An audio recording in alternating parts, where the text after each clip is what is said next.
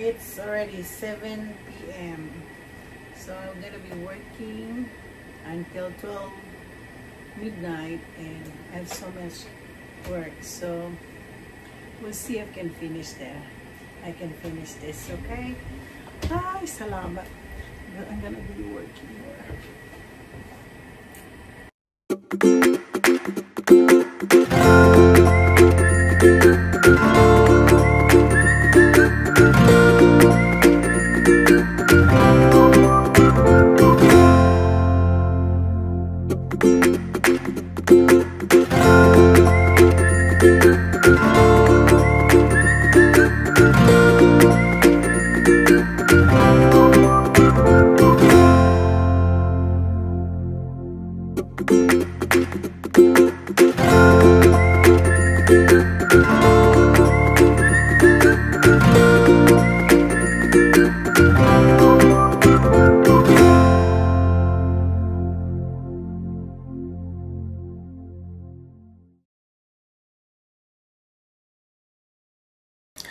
Magandang umaga po.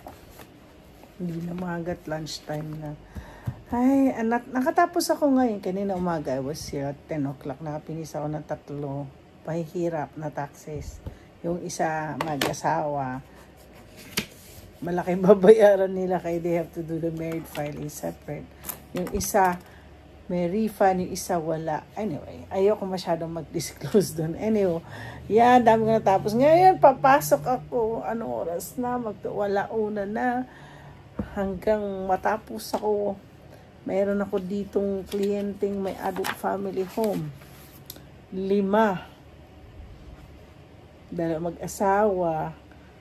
Yung isa may-ari 3, yung isa pag-ari 4. Paano ko kaya alam nyo sa totoo lang? Hindi ko alam paano. Pag nakikita ko yung papel, ang dami-dami. Lalo pag million pang sinasabi dito. Nahihirapan ako. So hopefully I can finish it. Kagabi, pakita ko sa itsura ko kagabi. I work na naman. Last client was 7 o'clock ba? Yeah, 7 o'clock. Hanggang 10 o'clock ako. 7, 8, 9, 10. O 3 oras. Marami pa rin ako natapos. Ay, sige. Samahan niyo ako. Naghihintay pa ako ng pagkain ko. Bala ko kasi kumain muna bago ko ito umpisahan. Anyway, manonood na lang muna ako ng mga vlogs. Habang ako'y nagtatrabaho. Okay, time to go home. Masakit na ang ulo ko. Yung isang pinagawa ko kanina, masyadong nakaka-drain ang brain. So, at least, since last night, dami ko na rin natapos. Oh.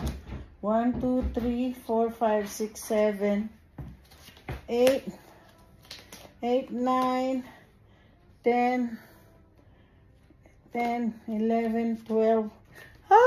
30 na natapos ko. Time to go home na ako. O siya, babush.